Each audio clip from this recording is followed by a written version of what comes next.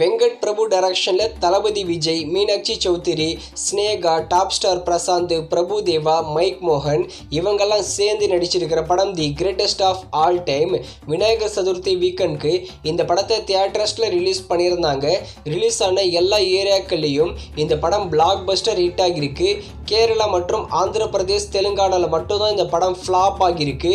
இந்த படம் இது வரைக்குமே 450 கோடி மேலே கலெக்ட் பண்ணியிருக்கு. இது ஒரு biggest black Bastar movie.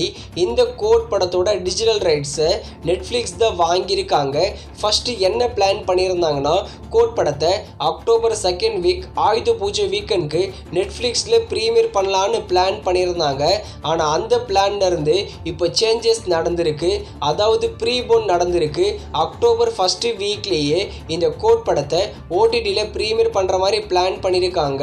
Mostly வர அக்டோபர் 4ஆம் தேதி இந்த கோட் படத்தை நெட்ஃப்ளிக்ஸில் தமிழ், தெலுங்கு, மலையாளம், ஹிந்தி, கன்னடான்னு எல்லா லாங்குவேஜிலும் ப்ரீமியர் பண்ண 90%க்கும் மேலே வாய்ப்பு இருக்குது.